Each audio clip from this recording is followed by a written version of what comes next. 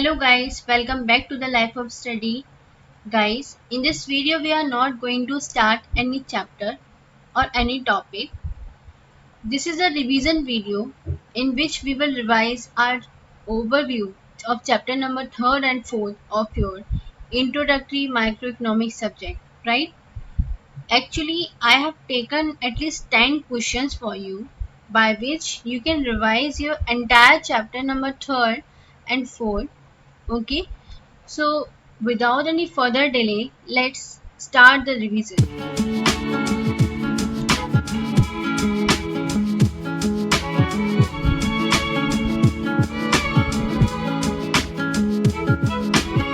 Hello guys, चलिए अब हम अपना रिवीजन स्टार्ट करने जा रहे हैं. Chapter number 3rd and 4th का ये मिक्सचर है, right? So guys, you can also write these questions, okay, if you want. So the first question is, what do you mean by utility? So the answer is, utility refers to wants satisfying power of the commodity.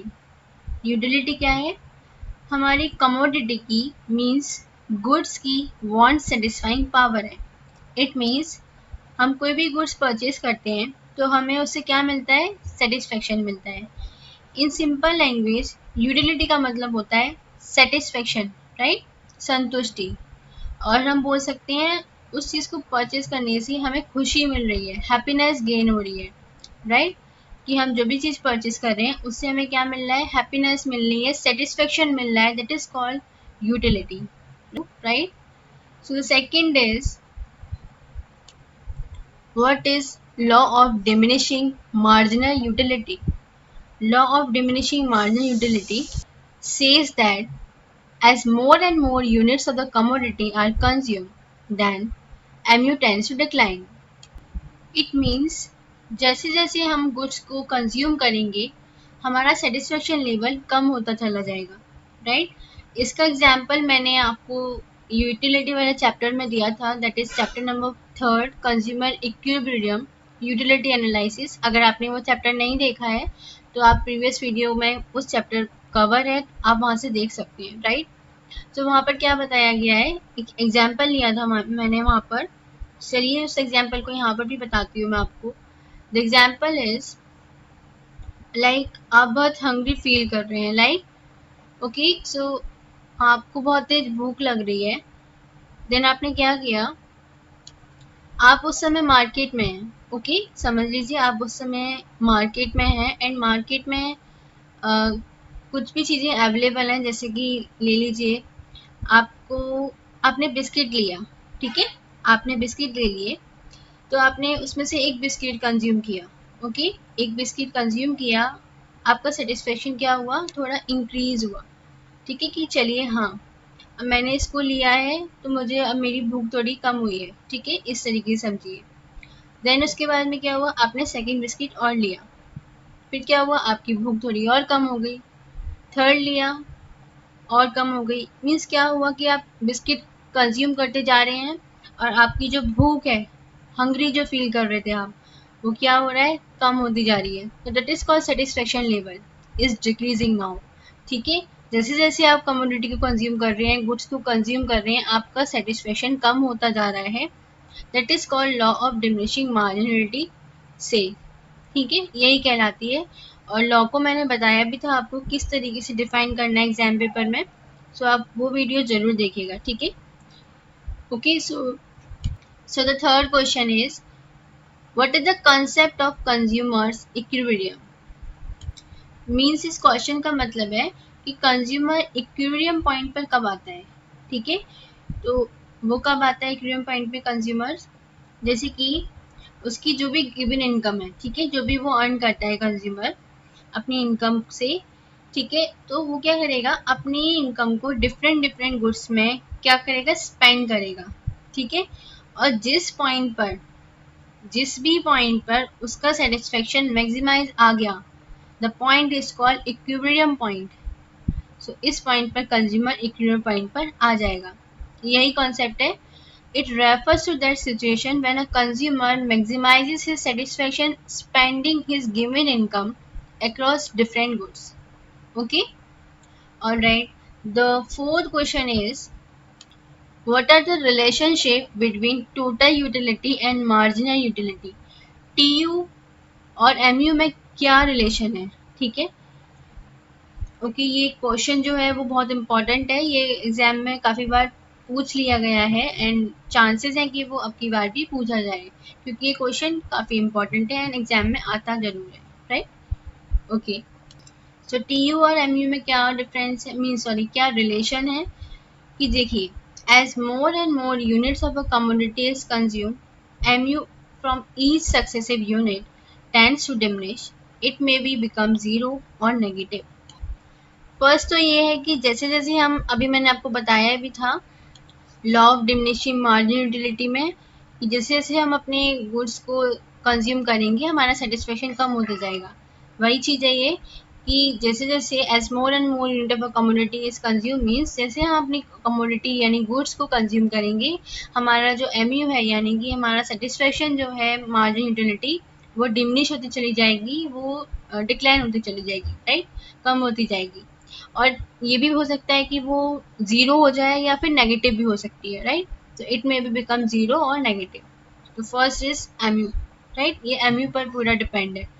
The second relation between TU and MU is, when MU is positive, TU increases. जब MU positive रहेगा तो TU क्या हो जाएगा, बढ़ना शुरू हो जाएगा। इसका जो ग्राफ है, मैंने ग्राफ के साथ इस वीडियो, दूसरी वाली वीडियो में बताया है, जो इसकी वीडियो है चैप्टर नंबर 30 यूटिलिटी एनालाइज की, उसमें अच्छे तरीके से क्लियर है, आप वहाँ से देख सकते हैं। ग्राफ के साथ है, विद ग्राफ इसको एक्सप्लेन किया है मैंने बहुत अच्छे से, बट यहाँ पे केवल क्वेश्चंस है तो मैंने आपको केवल आंसर बताया है इसका, right? So second point is, जब MU पॉजिटिव होगा तो TU क्या हो जाएगा, इंक्रीज होना शुरू हो जाएगा, राइट, बढ़ना शुरू हो जाएगा। The third point is, when TU is maximum then MU is zero. जब TU अपने मैक्सिमम पॉइंट पर होगा, मीन्स ना तो वो बढ़ रहा है ना ही वो घट रहा है, इट मीन्स MU क्या हो जाएगा, जीरो हो जाएगा। आप ग्राफ में वहाँ देख सकते हैं, ठीक है? मैं उस वीडियो का लिंक डिस्क्रिप्शन बॉक्स में और कमेंट सेक्शन में भी डाल दूंगी, राइट? वहाँ से आप लिंक पर क्लिक करके देख सकते हैं उस वीडियो के, okay? So the fourth point is, when MU is negative then TU starts decreasing.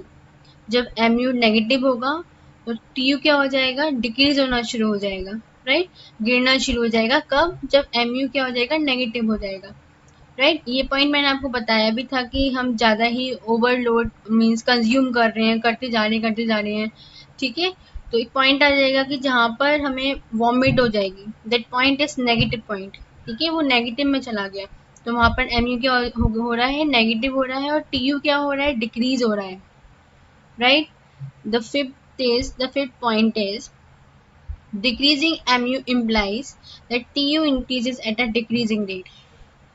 मतलब है इसका कि जैसे हमारा MU डिक्रीज हो रहा है तो वो हमें क्या शो कर रहा है, कि TU बढ़ तो रहा है लेकिन डिक्रीजिंग रेट पर बढ़ रहा है, ठीक है?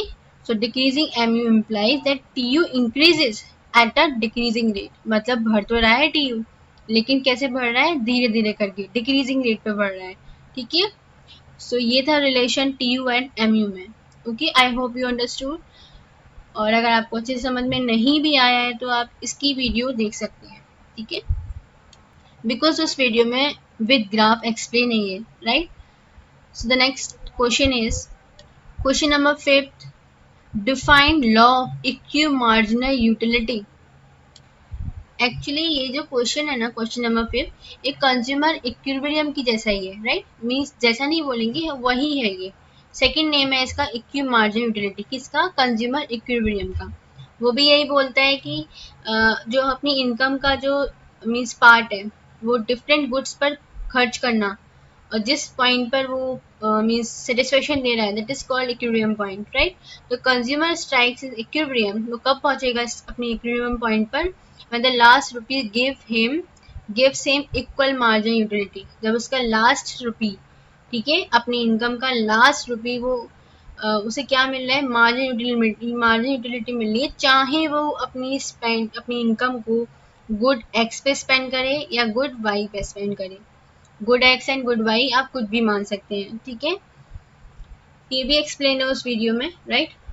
So the consumer strikes his equilibrium when the last rupee gives him equal marginal utility, whether he spends it on good X or good Y. Okay. So the question number 6 is, what is meant by an indifference curve? So what is IC? IC क्या है? Indifference curve क्या है? IC is a curve, means indifference curve is a curve showing possible combinations of two goods which gives same level of satisfaction. IC क्या है? IC different combination show करती है किसके? Goods के, जो कि सेम लेवल ऑफ सेटिस्फेक्शन देता है हर एक IC पर. ठीक है. So I hope you clear, right? What is IC? IC is a curve showing possible combinations of two goods which give same level of satisfaction. हर एक IC पे उसे क्या मिलता है? Satisfaction मिलता है, right? That is the curve, IC curve. So the seventh question is, define MRS. MRS क्या होता है? MRS means marginal rate of substitution. It is a rate at which the consumer is willing to substitute one goods for the other. ये कैसा rate होता है? Marginal rate of substitution एक ऐसा rate है जिस पर कंज्यूमर अपने एक गुड्स को दूसरे गुड्स के लिए सब्स्टिट्यूट कर देता है. मीन्स कि जैसे मैंने आपको सब्स्टिट्यूट गुड्स बताए थे, सब्स्टिट्यूट गुड्स कौन से होते हैं कि हम एक को छोड़ के दूसरे पे चले जाते हैं. मैंने आपको एग्जांपल दिया था टी एंड कॉफ़ी का. ठीक है. तो T and coffee substitute goods हैं. कैसे हैं? देखिए, जैसे कि मानिए मार्केट में टी के प्राइस बढ़ जाते हैं. मानिए कि अभी मार्केट में टी का जो पैकेट है, राइट, चाय, ओके, टी का पैकेट कितने का आ रहा है? ₹10 का आ रहा है. और कॉफ़ी कितने की मिल रही है? वो भी ₹10 की मिल रही है. ठीक है, सेम रेट है अभी मार्केट में. बट क्या हुआ, जब हम सेकेंड बार अगर मार्केट में जाते हैं, राइट, तो जो टी का रेट है वो क्या हो गया? इंक्रीज हो गया. और कितना कर दिया? 15 कर दिया. जैसे कि मानिए, यानी जो पैकेट 10 रुपए का आ रहा था वो कितने का आ रहा है? 15 रुपीज का आ रहा है, राइट. तो अब क्या करेंगे? बट कॉफ़ी का रेट वही है. कॉफ़ी का कितना था? 10. तो वो भी अभी वही है, 10 रुपीज़ ही मिल रहा है कॉफ़ी. ठीक है, कॉफ़ी 10 रुपीज़ का ही पैकेट मिल रहा है मार्केट में. तो हम कंज्यूमर की थिंकिंग क्या कहती है? जो चीज़ थोड़ी मतलब हमें कैसी मिलनी चाहिए? चीप एंड बेस्ट में हमें वो चीज़ मिल जानी चाहिए मार्केट से, राइट. अब हम क्या करेंगे? हम लोग तो टी के भी शौकीन है एंड कॉफ़ी के भी. ठीक है, मतलब हम टी भी ले सकते हैं, कॉफ़ी भी ले सकते हैं. तो हम क्या करेंगे? टी को छोड़ के कॉफ़ी पे चले जाएंगे. यानी कि अब कॉफ़ी परचेज शुरू कर देंगे, हम कॉफ़ी खरीदना शुरू कर देंगे, राइट. क्योंकि अब टी के प्राइस तो बढ़ गए हैं. लेकिन क्या होगा यहाँ पर? टी की डिमांड जो है वो तो कम हो गई, क्योंकि हम टी परचेज नहीं कर रहे हैं. हम क्या परचेज कर रहे हैं? कॉफ़ी. और कॉफ़ी की डिमांड क्या हो गई? बढ़ गई. यानी कि इसमें रिलेशन क्या हुआ? इसमें नेगेटिव रिलेशन हुआ कि हम एक चीज़ नहीं ले रहे हैं, दूसरी चीज़ ले रहे हैं, क्योंकि जो पहली वाली चीज़ है उसके प्राइस बढ़ गए हैं. ठीक है. So that is called substitute goods. तो वही चीज़ है कि एक ऐसा रेट है जिस पे कंज्यूमर अपनी खुद की इच्छा से एक गुड्स को छोड़ के दूसरे गुड्स पे चला जाता है, उसको परचेज कर लेता है, right. That is called MRS. The 8th question is, what is budget and price line? Budget और प्राइस लाइन एक ही बात है. ठीक है. तो क्वेश्चन आ सकता है कि व्हाट इज बजट लाइन, या पूछ सकते हैं व्हाट इज प्राइस लाइन. ठीक है. तो a line showing different combinations of purchasing two goods with this given income and market price of this two goods. Budget line क्या होती है? बजट लाइन का मतलब है कि वो दो गुड्स के डिफरेंट कॉम्बिनेशंस को शो करती है, दिखाती है. किसके साथ? हमारी इनकम के साथ, और जो उन दो गुड्स के मार्केट में प्राइस हैं उनके साथ. It is called budget line show. ठीक है, इसको हम प्राइस लाइन भी बोलते हैं. Okay. So the 9th question is, what is an indifference map? Indifference map क्या होता है? A set of ICs or indifference curves drawn in a graph that is called indifference map.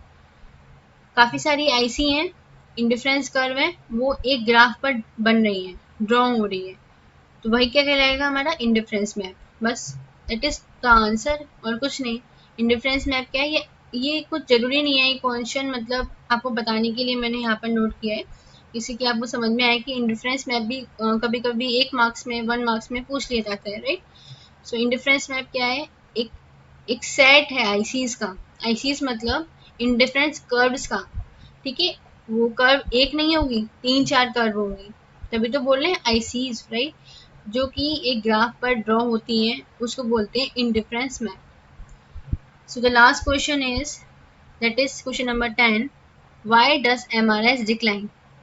MRS marginal rate of substitution decline क्यों होता है? क्यों होता है? Due to law of diminishing marginal utility. ठीक है, ये क्लियर कर देता मैंने आपको भी। Law of diminishing marginal utility क्या है कि जैसे जैसे हम गुड्स को कंज्यूम करेंगे हमारा सेटिस्फेक्शन लेवल कम होता जाएगा, ठीक है। तो उसी के कारण से हमारा एमआरएस भी क्या होता है, डिक्लाइन होना शुरू हो जाता है। सो ये थे आपके 10 question. I hope you understood well, right. ठीक है, अगर आपको नहीं समझ में आया तो आप वीडियो को दोबारा से स्टार्टिंग से स्टार्ट कर सकते हैं, ठीक है। और अगर आपको और अच्छे से समझना है तो इन सारी वीडियोस का लिंक मैं आपको डिस्क्रिप्शन बॉक्स और कमेंट सेक्शन में भी दे दूंगी, राइट। तो आप वहाँ से देख सकते हैं वीडियो को, क्योंकि वहाँ पर उस वीडियो में with explanation and with means examples के थ्रू और इवन ग्राफ के थ्रू बताया गया है, right. So thank you so much for watching this, guys. If you like my concept, so please subscribe my channel and press the like button